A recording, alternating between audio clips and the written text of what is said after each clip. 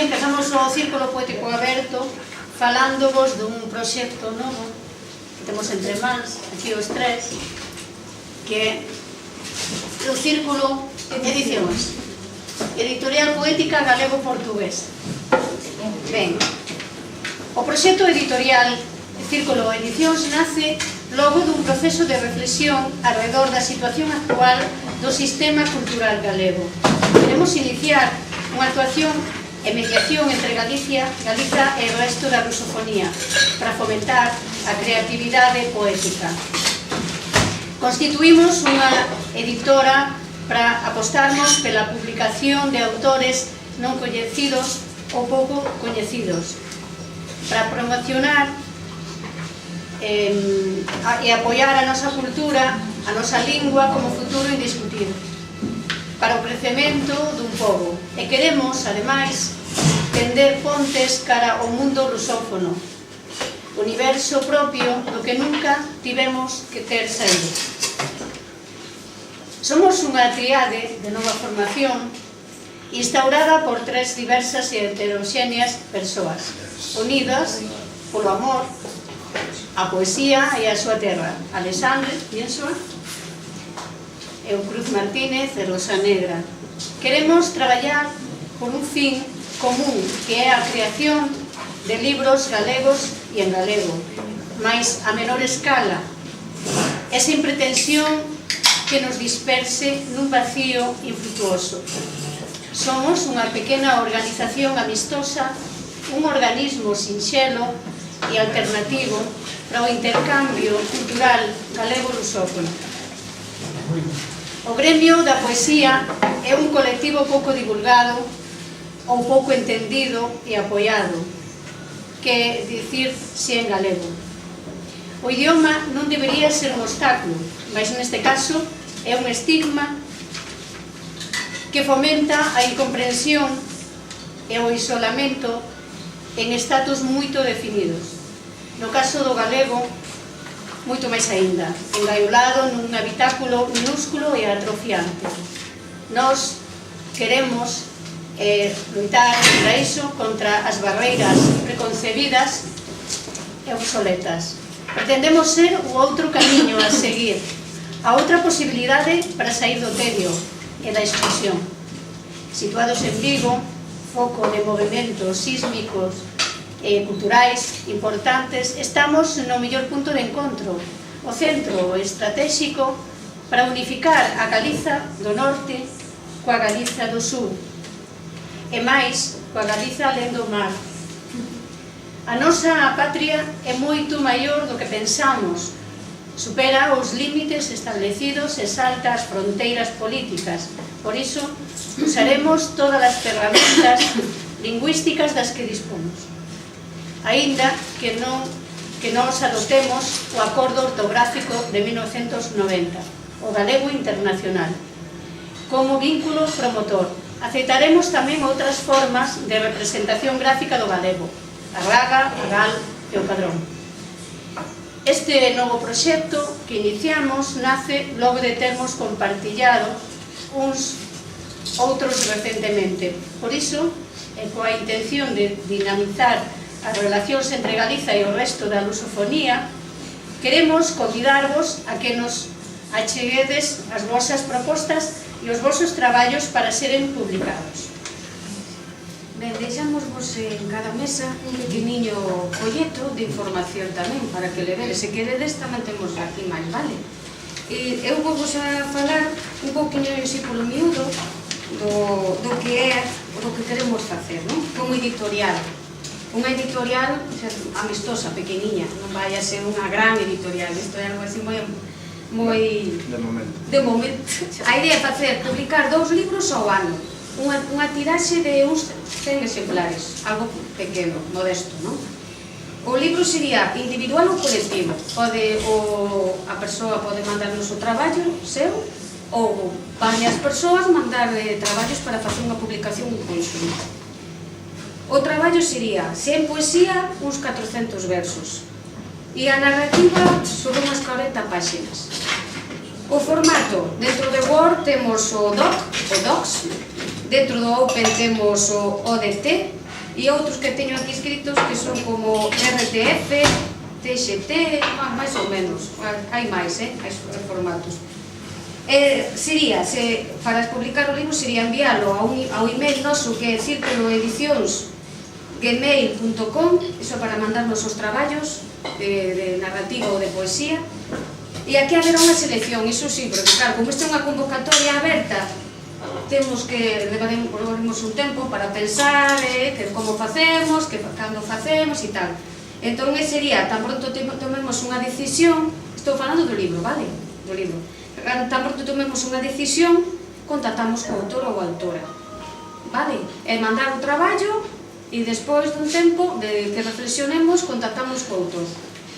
Despois nós, como editorial, encargámonos do lanzamento do libro e a divulgación por Galiza e de forma virtual por todo o mundo. Isto é o libro. Despois a revista sería facer 3 publicacións por ano. Sería en febreiro, xuño e outubro. Aquí é algo parecido, non? Mandar tamén, pero xa non é con selección de traballos ni nada, isto xa entraría todo o mundo que queira colaborar, mandándonos poemas ou relatos curtos, artigos, traducións, xeral, vamos. O formato, como lín antes, o dos libros en Word, en Open, que se xan de fácil, non? Que podamos abrir, podamos velos, vamos. E ao mesmo correo, circulo.edicións@gmail.com. A parte do material literario xeral que levará a revista, terá 2 seccións, unha de autor, que pode ser calquera de vos, o autor, que terá sobre 2 páxinas. Para este caso precisamos o currículo literario do autor, autora, un traballo poético, narrativo, non moi longo, claro, porque son 2 páxinas, e unha foto. Dentro da sección de clásicos faríamos, isto escolleremos nós xa, como sería unha memoria galego-portuguesa como homenaxe á nosa vosa literatura, non? Escolleríamos iso nos os autores clásicos. 2 cousas, 2 matices, como tema das normativas, que así para explicarlo mellor. Vou dicirlo de outra forma, correcto. Dada a proximidade lingüística entre o que nós chamamos galego e o que o resto do mundo pensa en portugués, a nosa proposta é aproveitar esa distancia lingüística que é relativamente curta e inserir o galego de forma directamente internacional a través da norma do acordo ortográfico, unha serie de adaptacións mínimas, pero é algo perfectamente factible, é viable. Isto non implica que nos declaremos partidarios dunha acción reintegracionista, que non é exactamente así, pero sí que aproveitamos as oportunidades que nos brinda esta posibilidade. Esta duplicidade de normas ortográficas sucede en moitas linguas, desde o alemán, en un par de linguas de Europa, polo menos, o alemán, o noruego, o serbio. O serbio mesmo cambia de forma de escritura. E logo, con respecto aos proxectos, o primeiro é o libro, que xa estamos elaborando xa o primeiro, que será en decembro aproximadamente, e a revista tamén temos algunhas cuestións máis avanzadas. Temos, ademais das seccións que comentaba Rosa, temos unha sección de traducción, que neste caso imos incluir poemas traducidos do alemán, que son algúns novidade, e outros son retraduccións, e xa irá aproximadamente a principios de outubro. E logo na sección de autor, en principio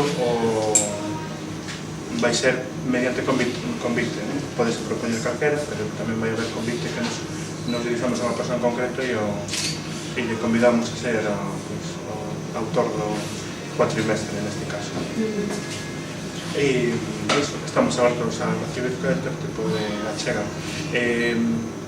Na revista iso, creación literaria tanto en poesía como en narrativa, crítica literaria,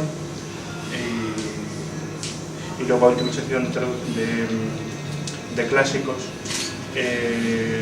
Xa temos seleccionado o primeiro clásico, que vai estar con Denis, e falta seleccionar a cantiga clásica, é unha forma de render tributo a nosa historia literaria. literario. Eu quedeime en maio, din o refrán, non saques o sallo, 40 de maio, hai que alongalo 50, e eu mesmo quedeime no 17 de maio entre palabras. Vivos maios da tribu, maio, primavera, maio, a despedida do inverno, vai con música, con versos nesta praza, ese teatro.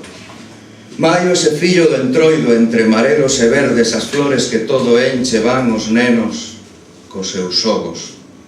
Maio enchendo as nosas rúas a festa do día enteiro. Vámonos dando relevos, uns co sol, outros coa lúa.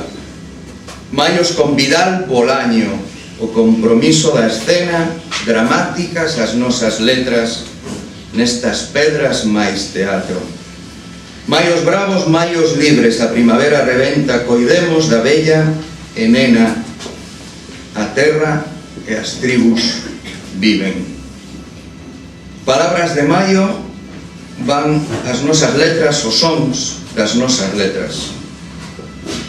Zume, zócalo, círculo, célula, xoguete, seo, sanela, sardín, santar. Voz, vida, viaxe, verso, verde, vaivén. Uva, utopía, uso, unión, ulir, umbral. Tributonada, todo, timón, tempo, terra. Sol, por, soño, silencio, sol, semblanza, sal. Ruido, roda, ronsel, rocha, rima, río, raíz. Praia, porta, poema, pintura, palabra. Este poema que eu quero ler se titúlase Un paso adiante. É un poema que realmente non o podo ocultar e que me fai feliz. Faime feliz a min mesma ler este poema porque me dá alegría a min mesma. E non o vou ocultar. Non quero dicir que o poema sexa mellor nin peor, pero me produce a min ese sentimento.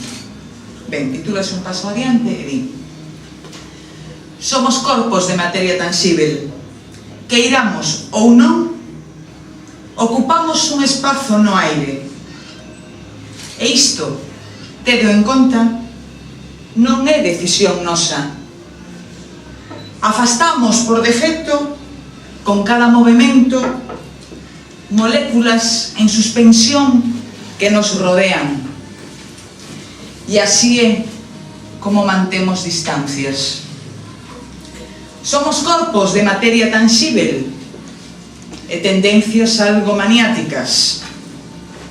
Mentres ti arrombas cada anoitecer os panos brancos, eu aliso a cada paso os flocos das alfombras. E o que realmente somos fica no aire en suspensión, como as pompas. A nosa distancia corporal está tamén proporcionalmente calculada, de tal xeito que se ti deses un paso adiante, a indecisión nestes casos sería imperdoável. Eu só podería facer dúas cousas: retroceder dando exactamente ese mesmo paso cara atrás, ou decididamente vencer distancias e abrazarme a ti. En fin, dos poemas de amor, un tono un pouco máis... É unha transformación, non? O sea, o que é amor é un pouco, non? Digamos, usado un paso, non? Do pesimismo ao optimismo tamén, un pouco hacia un bucólico, non? O primeiro é: volten alegres as melodías. Volten alegres as melodías. E a voz do vale en que fértiles andaban, que se deixe ver a felicidade. E non os pesadelos que desde un púlpito brotan sen reprobrazón de moitas almas. Porque non len esas gentes. Outras palabras há nas bocas de naturais encontros que se bañan nunha delicada sensualidade. Onde están eses doces pasariños? Así lucen xa 100.000 chegada a primavera, en cuanto tú pasastes outro frío inverno sosiña. Por que non ves a visitarme tal como eres? Eu xa non sei se vale a pena sair desta prisión, porque al fin de contas é a miña. Recordo a última vez que te vi camiñar e coméramos un doce. Eu saía de un profundo soño de mornas papoidas. Porén, a verdade é que non te vi, e te chamei, e te chamei. Primeiro, estes son o que antes se consideraban poemas de encargo, ¿no? Por decirlo así. Son poemas cunha temática específica que fixen así estes últimos meses, porque os outros, os realmente meus, ainda están fermentando aí no caderno e no ordenador. O primeiro é un poema dedicado a un petroglifo que está en Meis, en Armenteira, que é o petroglifo de Outeiro da Cribo. Está titulado Vivo allí en Outeiro da Cribo. Está publicado nun libro patrocinado polo Concello de Meis, publicado por Mario Gallego, que é un profe dali de lingua galega no cole. Un tipo moi activo e bastante maior, e a verdade é unha persoa, polo que me dixeron, que eu non a coñezo personalmente, cousas do Facebook, porque recibí unha invitación vía digital, unha persoa moi interesante. Bueno, vivo en Outeiro da Cribo, sumido no máis profundo do bosque, pola memoria ou polo marxín esquivo, mentres a néboa apuñala a noite fría e dura, e os latesos baten por medio no peito, e a túa curta idade mingua ainda máis. Os cerqueiros os piñeiros envesan os teus pasos extraviados e famentos, os ventos valerosos ocultante das bestas, e as túas vaguas nos camiños perdidos, no duro frío da noite como pedras. Bailan sobre as rochas iluminadas pola súa propia figura, os peplos de esmeralda xogan coa néboa cincenta, as cintas douradas cos cabelos rubios, ollas incrédulo, esa coreografía imposible, e non hai palabras. A aurora ameaza este simposio, e as dedas do sol penetran con forza brutal entre a follase, veloces como galgos, voraces como formigas. O encantamento esvaece no aire, cun sorriso en cada seu rostro. Ficarán, pois, até o caso desta era escura, gravada en pedras pegadas das mulleres. Ficarán até o retorno dos vellos deuses, esquecidos, e ti recolles do chan unhas tesoiras enfarrosadas que che sinarán o camiño a casa. Sinceramente, eu não sei mesmo o que é poesia. Se é falar para dentro, com muita gente, ou se é falar para fora, com pouca gente. Serão remorsos, serão pretensões, vaidades. Acho que o ser humano e os animais, mesmo irracionais, têm momentos de pensarem e dizerem: vale a pena eu grunhir, eu tossir, ou ladrar, ou mugir. O ser humano teve a sorte, penso eu que teve a sorte, ainda não está definido, porque nós, seres humanos, ainda não temos a certeza se a nossa complexão física e cerebral será o estado final da matéria, estágio do silêncio. Não ouvi o silêncio das tuas palavras nunca ditas, nem o similar reverberante do teu silêncio sempre presente, o silêncio. Nunca ouvi pela poesia o seu silêncio, nunca ouviu arfar o teu som das palavras quiçá grilhoadas ou esboçadas pelo vento. Também tua amiga, não me delias quais são as outras palavras que reflitam o teu silêncio. El Luis de Camões, que resulta que Camões era de Campos, era galego, era de Campos, sei que era de Campos, aquí do lado, non? Bom, pois entón vou ler unha cantiga e depois outra cousinha pequena. Vou cumprir. Vamos a ver. Voltas. Campo que te estendes con verdura bela, Ovellas, que nela vosso pasto tendes, d'ervas vos mantendes que traz o verán, e eu das lembranzas do meu corazán. Gado, que paseis co contentamento o vosso mantimento, non o entendeis. Iso que comeis non son ervas, non. Son graças dos olhos do meu coração. Mas hoje trouxe um texto de prosa. É curioso que eu li o texto do Virgílio que ele acabou de ler e o meu texto tem muita proximidade em relação ao dele e nem sequer não falámos acerca dos temas que estávamos a abordar. Mas o texto do Virgílio Liquita é um texto quase confessional. Ele gritou aqui, mas no fundo aquilo foi uma confissão. O meu texto é de natureza completamente diferente. É de natureza social, psicossocial. Todos sabem que Portugal está sob o domínio da Troika. E então este texto faz uma reflexão sobre as consequências do domínio da Troika sobre Portugal, nomeadamente sobre a burguesia portuguesa, a média burguesia portuguesa. E o título do texto é Romance Quase uma Tragédia. Romance Quase uma Tragédia. Então é assim. Tinha sido um feliz filho de família. O pai era dono de uma fábrica de urnas e parecia que o negócio só poderia prosperar porque mortos havia cada vez mais. Faziam-se bichas à porta do cemitério para apanhar um lugar, mesmo pagando boa renda à junta de freguesia por cada sepultura. Até para os mortos a vida estava cara. E nem os guardas republicanos, nem os índios pés negros, e muito menos o bom Cornaca, conseguiriam resolver a crise da habitação.